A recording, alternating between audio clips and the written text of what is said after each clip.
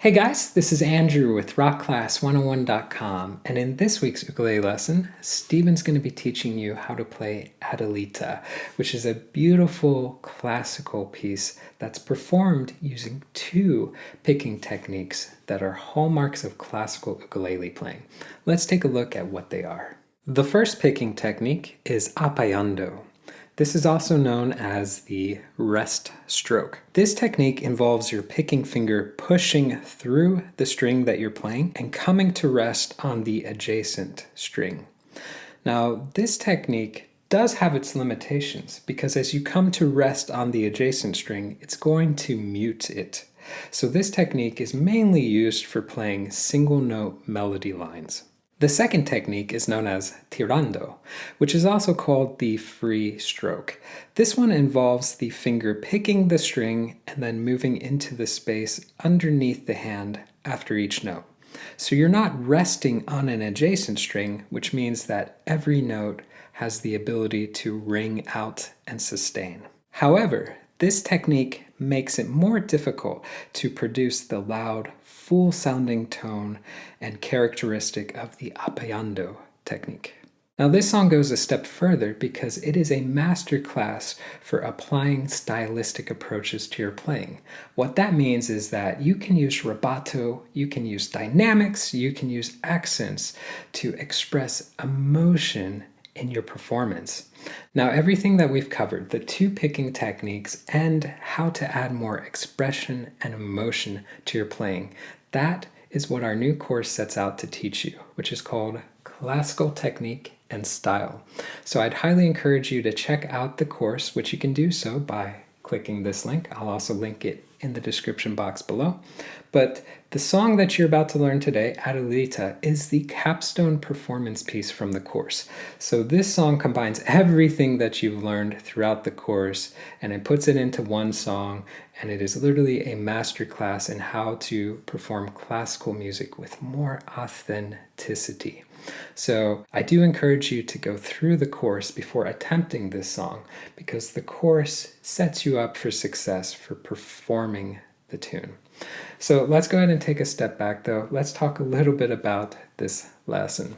So in this video, Steven's going to be teaching you how to play the entire arrangement, but if you want to get the tabs to print off and follow along with, that's going to be available at this link right here, or you can go to the site rockclass101.com and do a search for Adelita.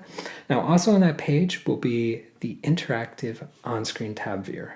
Now this is a really cool feature where you can hit play, you can watch the tabs scroll across in real time, you can highlight bars to loop sections, slow it down to any speed you wish, just a great asset in learning this song that much easier. Now before I hand it off to Steven to teach you how to play this, a couple things I want to mention real quick. The first one is that this song does require low G ukulele, so make sure you grab the low G ukulele. And the second one is just a friendly reminder that this is the capstone performance piece from our course. So it's going to be taught with the assumption that you have gone through the course, and he may reference some things that he taught previously in the course. So do keep that in mind, that this lesson is taught with the assumption that you know how to do both picking techniques and you know how to apply the stylistic approaches, so the rubato, the dynamics, the accents, and so forth. So guys, without further ado, I'm going to go ahead and hand it off to Steven to teach you how to play this, and then I'll catch you at the end of the video. In this unit, we're going to combine pretty much everything we've covered in this course to learn this beautiful little piece by Francisco Tárrega called Adelita. So we're going to be using rest strokes to isolate the melody. We'll use free stroke to play the accompaniment. There'll be some right hand alternation going on, and we'll be playing the piece with rubato. We'll be applying dynamics to it, all whilst maintaining good form and posture to minimize tension and maximize movement. So like I say, pretty much everything we've covered in this course. Now this is quite a short little piece, and although it seems fairly accessible at first glance, it is a surprisingly tricky piece to play well. But by using all the techniques that you've learned in this course and by putting the practice in, I've no doubt you'll be able to play this beautiful piece just as Tárrega himself intended it to be played. So this piece has a ternary structure, meaning we have an A section followed by a B section, and then we go back to the A section. We play the A section through twice, followed by the B section twice, but then finish with just one more playthrough of that A section again. So this piece has an A, B, B, A structure. So the A section's in a minor key, we're in G minor to begin with, and then in the B section we switch to a major key, we go to G major. This provides real separation between these two sections, and that was a really common compositional tool at the time during this Romantic era. Switching between minor and major keys in this way was very common. Spanish Romance is another classic example of this. So this piece is in 3/4 time, so we have our 3 quarter notes to the bar. Now usually we would place a slight emphasis on beat 1 of each measure, but this piece is actually based on a mazurka, which is a traditional Polish folk dance. One of the unique features of this type of music is that the accent is placed on the 2nd or 3rd beats of each measure. So just keep this in mind for now, but we'll look at that in more detail when we get into learning this piece. Now there is plenty of scope for rubato with this piece, more than most pieces I've ever come across actually. There are lots of different takes on this piece in terms of how to apply rubato and how to play it. So I definitely recommend searching YouTube and listening to a range of different performances of this piece played on guitar to see what I mean by that. You'll see a huge range of performances. You'll probably see some performances that really go to town with the rubato and really push things to the limit.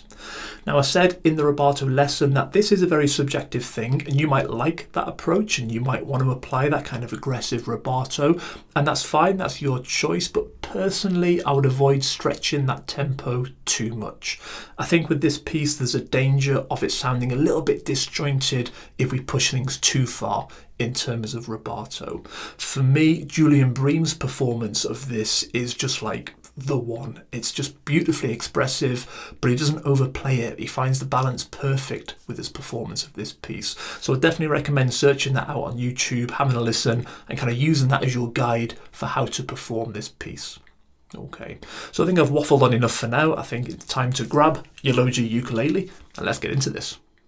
So it's really important when playing this piece that the melody doesn't get lost. Similar to that study in B minor lesson from module 2, much of the harmony in this piece sits in a very similar range to that melody. So we need to make sure that we're hitting those melody notes with a touch more weight, but more importantly, that we're suppressing those harmony notes when we pick those. Okay, so first off, it's important to have a good grasp of what the melody is for this piece. So if I play just the A melody section with all the bass and harmony notes stripped out and those fancy twiddly bits removed for now as well, just to keep it simple, it should sound like this.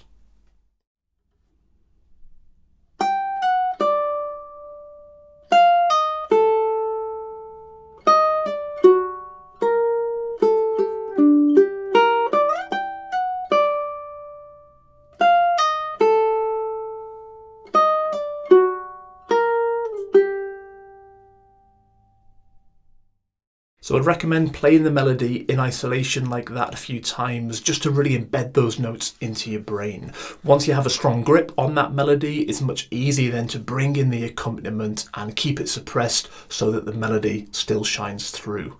So another way that we're going to help separate that melody is by playing those melody notes using our Apoyando or rest strokes, and then we'll play the harmony using Tirando or free strokes.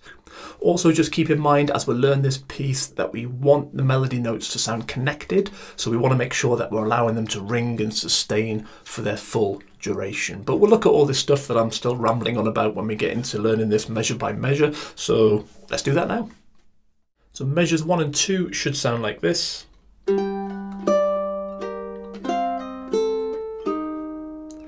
Okay, so you can see the little dynamic symbol there. We're playing mezzo forte, so moderately loud for this A section. We're starting on this A string at the 10th fret, so the pinky will take that. We're going to play that with the open G, but I'd probably have the 3rd finger on the 9th fret behind, because the first thing we're going to do once we've picked that is pull it off onto that 9th fret. So the first thing is this Apoyando or rest stroke pick with the ring finger, as we just do a free stroke pick with the thumb. Now, despite everything we've done in this course so far, when you try to combine these two motions, you might suddenly think, hang on a minute, I can't do this. This is like rubbing me tummy and patting me head. I just can't do it. So bear with it, because it can be a little bit tricky. One thing that can help with this, if you struggle with it, and you might not, you might be able to do it straight off, which is great, but one thing that helps, and actually sounds quite nice with this piece anyway, is allowing a little bit of separation between those two notes. Obviously on the score there, it looks like we should play those together, but if we just hit the G string and then a fraction of a second later hit the A string,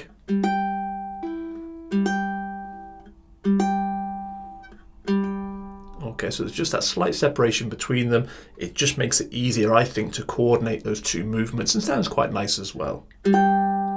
Okay, so just pick with the thumb and then play your rest stroke with the ring finger. And on the and after beat 1, pull that pinky off onto the third finger, which is waiting there on the A string 9th.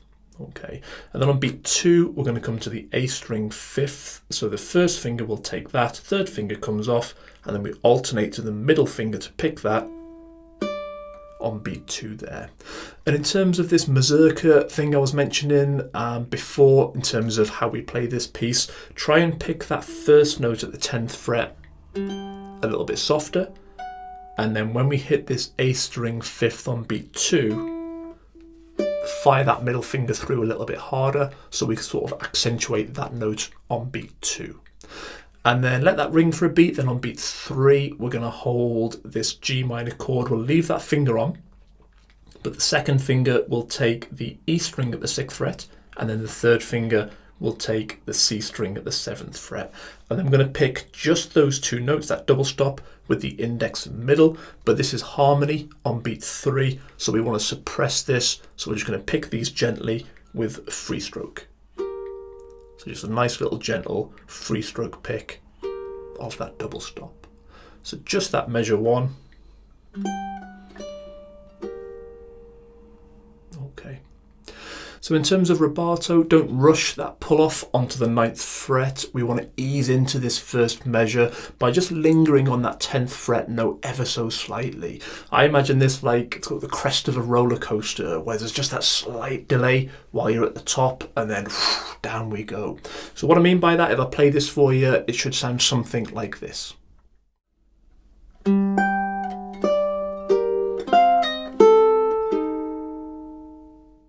So onto measure 2, we've got the same structure here as measure 1, we're just bringing the melody further down the neck. So again, we're going to use rest strokes on beat 1 and 2. We're going to alternate from the ring finger to the middle finger as we pick those notes. Again, we'll play beat 1 a touch softer and then place that accent on beat 2. Then again, that double stop on beat 3 there is just harmony, so we'll play that a little bit softer using our free stroke technique. Okay, so beat 1 is this A string at the 8th fret, which we'll play with the pinky, and we'll play that with the open C. So the thumb will play the open C with a free stroke, and then the A string will be played with the ring finger with that rest stroke. And again, use that separation idea if it helps you to coordinate those two movements. So once we've picked that A string, we're going to pull off onto the 6th fret, so the second finger will be on there behind, ready to receive that pull off, and then we'll play the open A on beat 2, but leave that second finger on for as long as you can. Just before you're about to play the open A, take it off and then pick that with the middle finger, and then a little bit more weight with that pick because that's our accent on beat 2 there. Okay, and then on beat 3 we're going to hit this E string at the 3rd fret, hold that with the 3rd finger, C string at the 3rd fret, hold that with the 2nd finger, and then play that double stop with the index and middle fingers using free stroke. Nice gentle soft tap of that double stop. Okay, so just that measure once again. Brill. So in terms of rubato, I wouldn't delay this pull off in measure 2. I would kind of keep tempo here, maybe even pushing ahead of the beat slightly just to make up for the time lost when we delayed it in measure 1. Okay, so let's have a go at playing those two measures through together now. 2 and 3 and.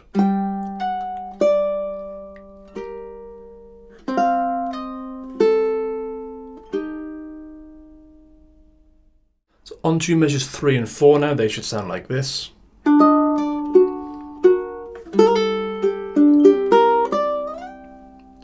Okay, Okay, so measure 3 has the same structure as measure 1 and 2, but it's a little bit more tricky because we're playing a bar now across the 5th fret. So beat 1, we'll get the first finger across all 4 strings and put the pressure down on that bar.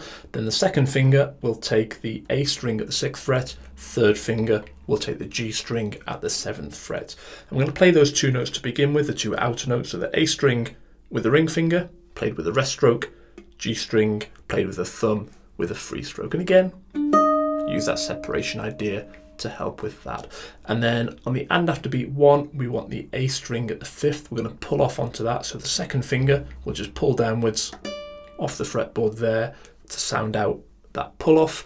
And then on beat 2, we're going to hit this C string at the 6th fret. So the second finger we've just taken off, that can then take the C string at the 6th, and we'll pick that with the index finger. It is melody, but we'll just probably use free stroke for that because I think it's just a little bit easier. And then where we've got a change here is that on beat 3, this E string at the 6th fret is also melody. So it is a double stop, and we'll play it with the index and middle, and we'll still play it with free stroke, but we'll just play it with a little bit more weight so we hear that E string at the 6th a little bit more prominent. So to get that E string at the 6th, the easiest way to do that from this position is this second finger, which is on the C string at the 6th. We'll just kind of flatten that down so it does a sort of reverse hinge bar across those middle 2 strings, and then we'll hit both those strings together, the C and the E at the 6th fret with the index and middle. Okay, maybe just try and pick out that E string just a little bit harder. So just that measure 3. Okay. So on to measure 4. Things are a bit different now. This measure completes this first phrase with melody notes on beat 1 and the and after beat 1, and then we just have this cool little run that takes us back to that A string 10th fret at the start of the next phrase. So let's go through the mechanics of this measure first, because there's a little bit to talk about in terms of the rhythm and rubato and dynamics with this measure. So let's just go through it note by note to begin with. So at the start of this measure 4, we're playing this kind of really quick hammer-on pull-off. So we're going to pick the A string open with the G string open, and we'll just play them both with free stroke. And then as we pick them, we're going to use the first finger to do a really quick hammer onto the 1st fret on that A string, but then pull it straight off. So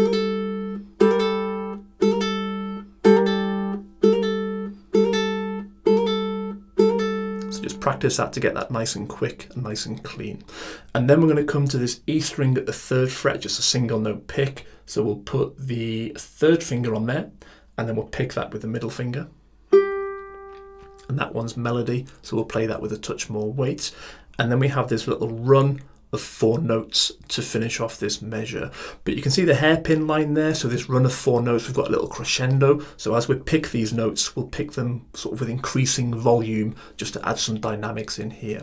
So the first of these notes on beat 2 is this C string at the 2nd fret. So we'll leave this 3rd finger on for now.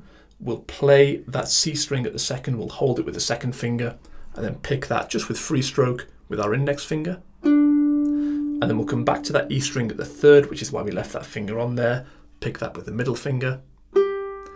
And then on beat 3, we want the A string at the 1st fret, so the 1st finger will take that to complete this G minor chord, then we'll pick that with the ring finger. And then as we pick that, we'll take these fingers off and we'll reach the pinky up to the 5th fret on the A string, and we'll alternate to the middle finger to pick that one. And then bear in mind, as we're playing those 4 notes, we're picking them with a bit more weight each time to get this crescendo effect. So quite loud now at the end of this measure. And then when we've played that 5th fret, we'll keep the pressure on and slide up towards the 10th fret, because that's where we're going to be at the start of the next measure. And we probably want that slide sound. That's quite common again in this romantic era music, quite a lot of slides and embellishments, very common here. So keep that finger on and slide it up to the 10th, ready for the next measure. Okay. So in terms of the rhythm for this, this measure isn't really played how it's notated, which I know sounds strange, but if we just ignore those hammer-on, pull-off things at the beginning for now, you can see from the sheet music below there that we are playing just straight eighth notes for this measure. So that should sound like this.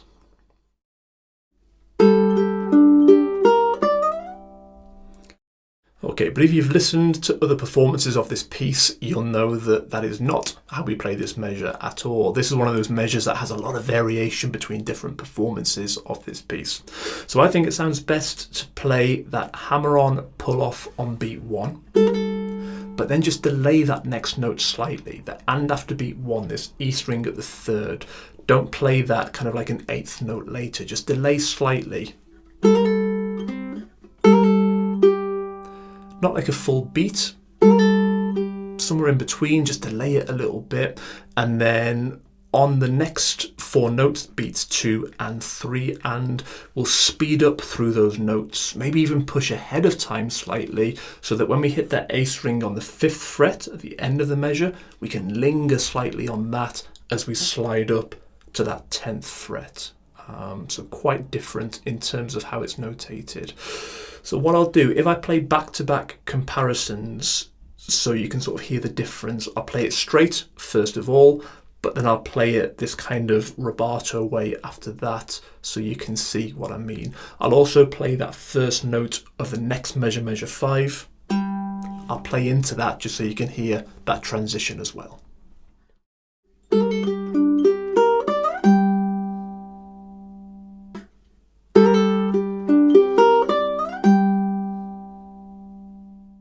So as you can see, quite a difference between those two versions. So this measure, measure 4, I wouldn't be counting this measure. I'd very much try and play this more by feel. Certainly listen to a few variations and find a way that you like, and maybe just practice kind of those couple of measures, measure 3 and 4 into measure 5. Just practice those a few times.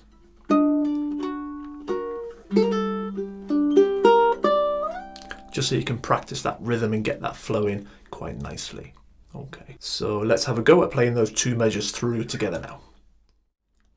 2 and 3 and.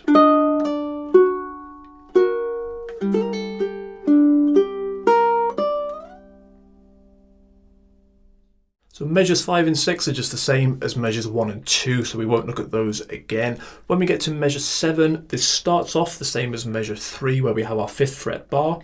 We play the G string 7th with the A string 6th, pull off onto the 5th fret. Again, the 2nd finger loops over and takes that C string at the 6th fret. Pick that with the index. So that's all the same, but then the final beat of this measure 7 is different now. So what we're going to do is play this D7 flat 5 chord. So what we'll do, the first finger is going to stay on that G string at the 5th fret, but the bar can come off and then kind of reposition the finger, so just the tip of the finger is on that G string at the 5th. The 2nd finger wants to stay where it is on that C string at the 6th, but then the 3rd finger is going to come over and fret that E string at the 6th, and then we'll play those 3 notes together and then try and pick out that E string at the 6th just a little bit louder, because that's a melody note that we want to hear. And then the reason we've put the 3rd finger on there is because when we get into measure 8, we want to slide that note down to the 3rd fret, and we want that slide sound because again that's part of this kind of romantic feel. Okay, and then we slide it down on beat 1. We're going to complete this G minor chord by having the 1st finger on the C string at the 2nd fret, and then the 2nd finger on the G string at the 3rd fret. And play those 3 notes together on beat 1. And then at that ring for the full beat, then on beat 2, we're going to play this open G. So these 2 fingers can stay on, so they carry on ringing, but the 2nd finger will come off to open up that G string, and then just a really gentle kind of free stroke thumb tap of that note. You can see the little decrescendo hairpin line there. So as we play these notes, we play it a little bit softer on beat 1 and then really soft, almost like an afterthought on beat 2. So let's have a go at playing those 2 measures through together now. 2 and 3 and.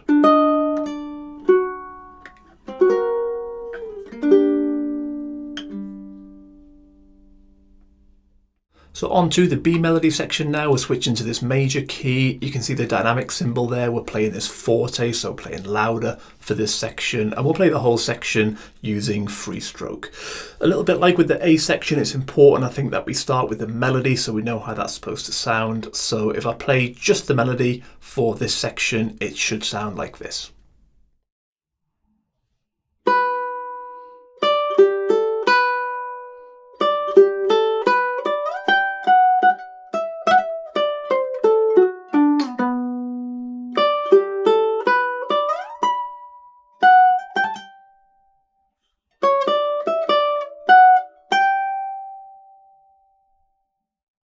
So again, maybe play that melody in isolation a few times just to get that embedded into your brain. Because again, once we bring in all this accompaniment around that melody, we want to make sure that we still hear that melody coming through loud and clear. So if we look at the first two measures of this B section, measures 9 and 10, they should sound like this.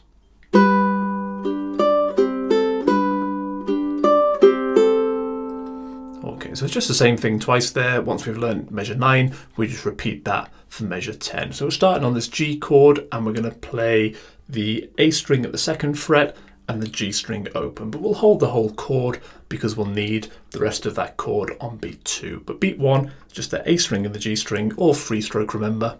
So pick those together on beat 1. Then on beat 2, we're going to play the inner 2 strings. We're holding them already as part of our G chord. So the E string and the C string with the index and middle finger, but that's harmony, so nice gentle touch of those strings. And then the and after beat 2, we're coming to the A string at the 5th fret, so the pinky will take that and we'll pick that with the ring finger. And then on beat 3, we're going to play this double stop of E string at the 3rd fret with the C string open. So as we do that, we'll take the first finger off to open up that C string, but everything else can stay on for now. We want that A string note to carry on ringing, so leave the pinky on as we play that double stop on beat 3. And that E string at the 3rd fret, that is melody, so we want to hear that coming through nice and loud. So don't pick that too quiet. Make sure you pick out that E string so we hear it. And then the and after beat 3, we're coming to this open A. So leave the 3rd finger on so that note can carry on ringing, but take everything else off as you play that open A with the ring finger. So just that measure once again. Okay, then measure 10, we just repeat that again. Smashing. So let's have a go at playing those two measures through together now. 2 and 3 and.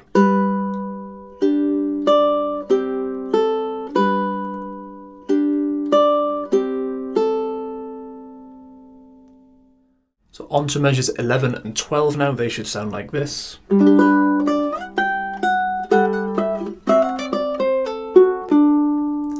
Okay, so these are really naughty, these two measures. These are really, really hard. The end of measure 11 and the start of measure 12, this is probably the bit where if you're going to get stuck, this will be it. So a little bit of perseverance needed for these two measures because they are really hard. So measure 11, we're starting on this G chord, so we just play all 4 strings on beat 1. Making sure we pick out that A string at the 2nd fret with our ring finger nice and loud because that's our melody note. Then the and after beat 1, we're coming up to the A string 5th fret, so the pinky will take that. We'll leave the G chord on so those notes can ring and sustain as we play this note, but we'll alternate to the middle finger because we just played that A string with the ring finger on beat 1, so we'll alternate to the middle finger to pick that 5th fret. And then we'll take the G chord off as we slide the pinky up to the 10th fret, and then we'll alternate back to the ring finger to pick that on beat 2. And then we're going to come down to the 9th fret, so the 3rd finger will take that, and we'll alternate back to the middle finger to pick it. And then on beat 3, we've got this little quick hammer-on pull-off. So leave that 3rd finger on. The 2nd finger will come over to the C string at the 9th fret, and we'll play the A string with the ring finger, C string with the index, then the open G with the thumb. So 3 strings together. And then as soon as you've played them, you're going to hammer the pinky onto the 10th fret on the A string and then pull it straight off. A quick hammer on pull off. With the other 2 notes. Okay, and then the and after beat 3, we're going to come down to this A string at the 7th fret. So the first finger will take that, but we'll leave that second finger on there. So third finger comes off and then pick the A string at the 7th. So just those last couple of notes there, 3 and, we're playing.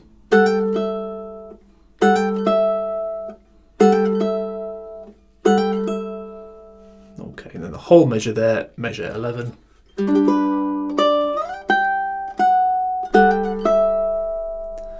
Okay, so that's tricky enough, but then when we head into measure 12, this change now is really tricky.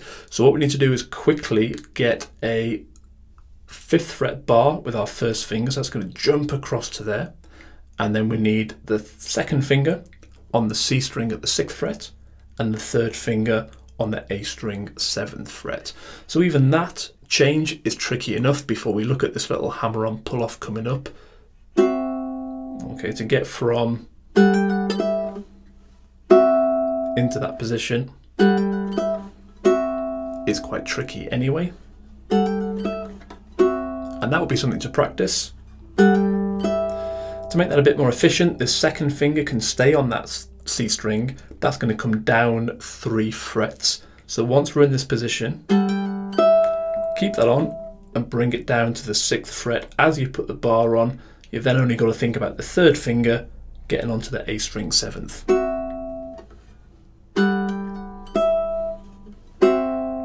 So practice that change in isolation first of all. And once that's nice and quick and smooth, we're then going to think about adding this hammer on pull off. So once we've hit that D9 chord on beat 1 of measure 12, we need to use the pinky again to do this quick hammer onto the 9th and then pull back off onto that 7th. And even just on its own, when you're holding this, to have the strength in the pinky to get a nice clean hammer on pull off is really, really difficult. Might take a lot of practice to build that strength into the pinky, but certainly persevere with it because it sounds really good when you can get it, but it is very, very tricky. So don't worry if you're finding this hard because it is really, really tricky, this bit. Okay, so if I play measure 11 into that first beat of measure 12 with the hammer on pull off, we should have something like this. I'll play it quite slowly.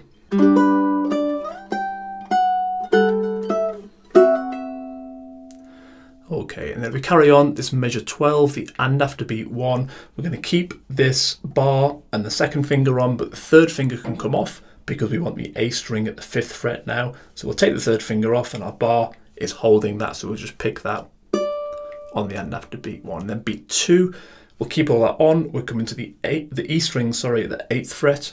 Pinky will take that. So pick that note on beat 2, but then pull off onto that 5th fret bar once again. So our pinky's doing a lot of work here. It does get tired when you're doing this. Okay, then beat 3 is this C string at the 6th fret, which we're holding there already. So just pick that C string and then add the third finger onto the G string at the 7th. And that's the end of that measure there. Okay, so just that measure.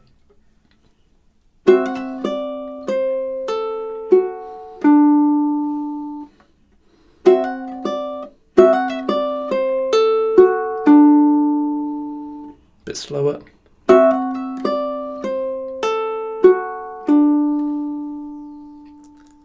Okay, you can see the little decrescendo hairpin line there as well. As we play that little run of notes after that first beat, we're just bringing the volume down ever so slightly as we run down to that G string at the 7th fret. So let's have a go at playing those 2 measures through together now. 2 and 3 and...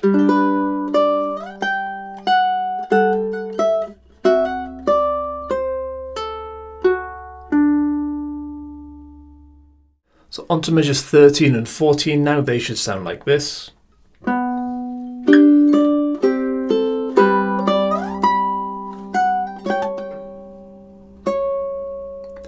Okay, so measure 13 is the G string at the 4th fret, which we're playing with the 3rd finger. The end of the previous measure, measure 12, we'd played the 7th fret on the G string.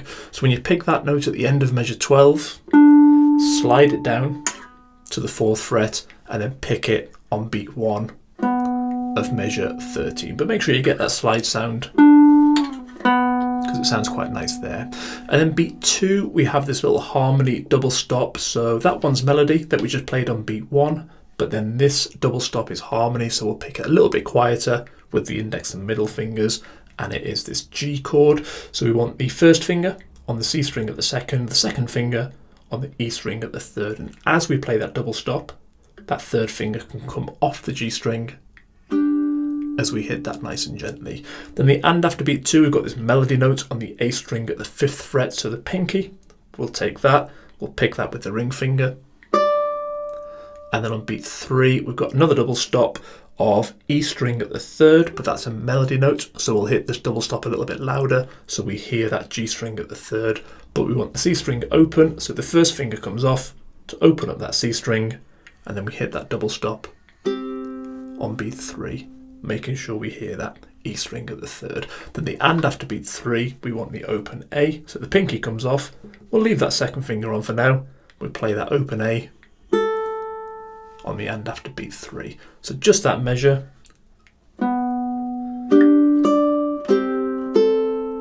Okay, and then into measure 14, we're going to play the A string at the 2nd fret on beat 1 with the G string open. We'll use the 1st finger because we're going to work our way up the neck after this note here. So pick those 2 notes together on beat 1.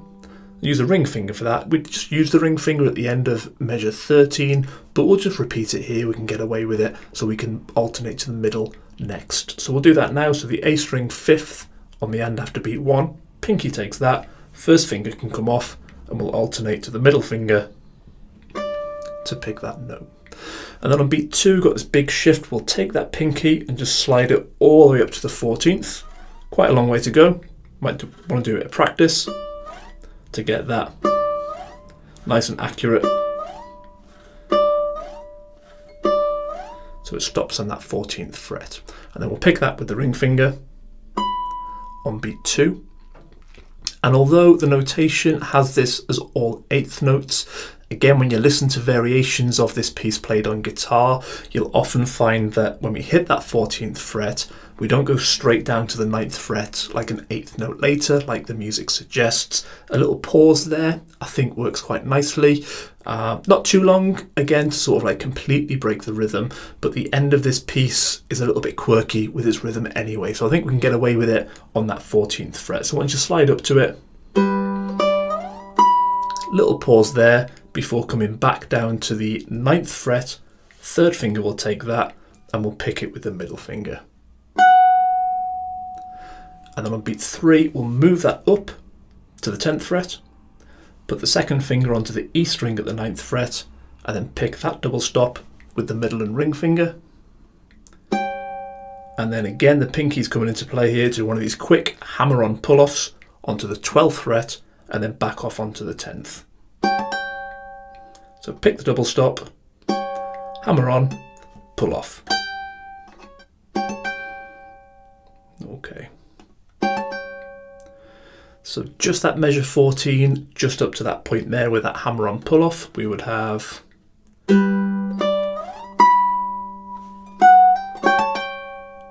okay, and you can see the fermata sign there, so we're just pausing at that point there, letting that ring for a little bit before coming into this next note, which is the E string at the 9th.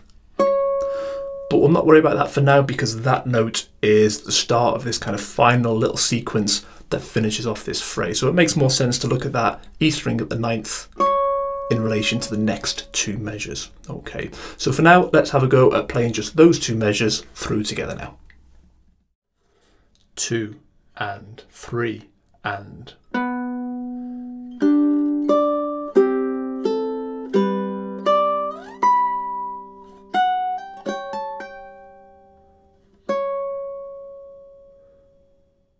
So onto the final two measures now, measures 15 and 16. They should sound like this.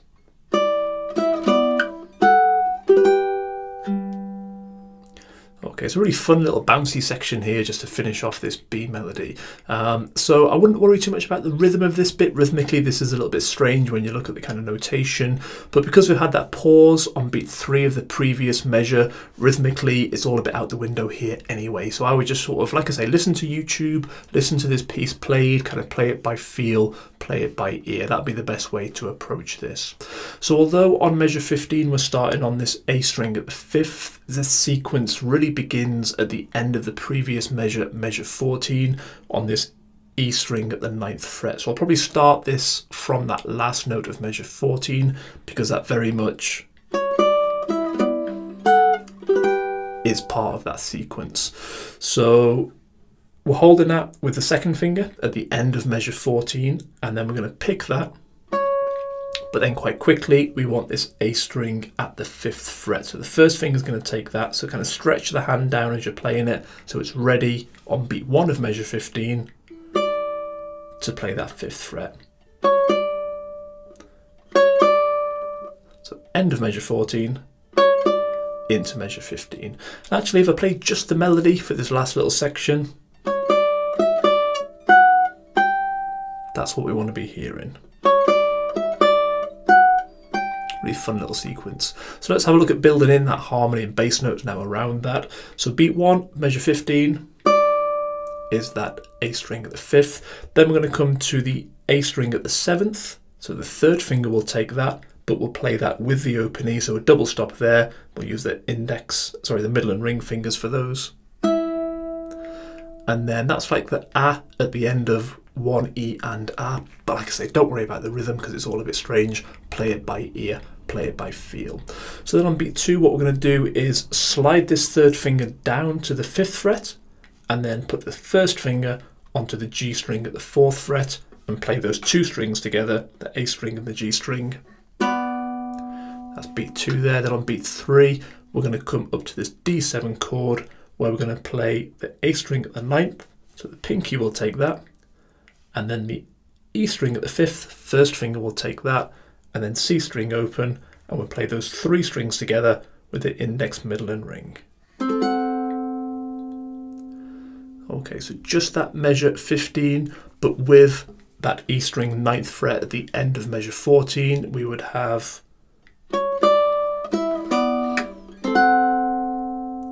do that a bit slower.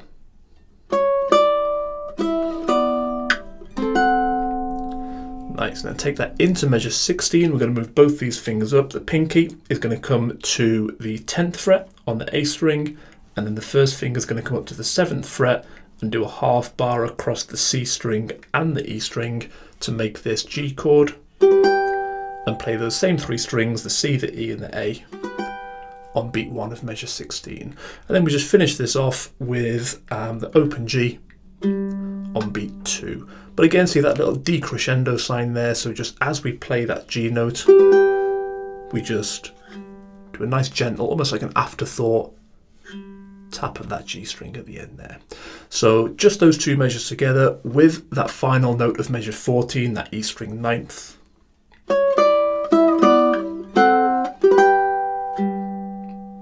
Brilliant. So let's have a go at playing those 2 measures through together now. 2 and 3 and.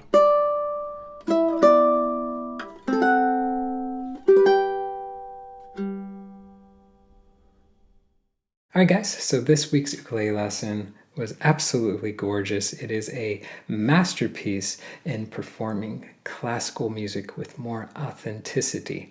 And if you'd like to go further in your education for playing classical music, I'd highly encourage you to check out our brand new course, which is called Classical Technique and Style. You can go to the site rockclass101.com, do a search for the name of the course, and you can pull it up that way. I'll also link it in the description box below.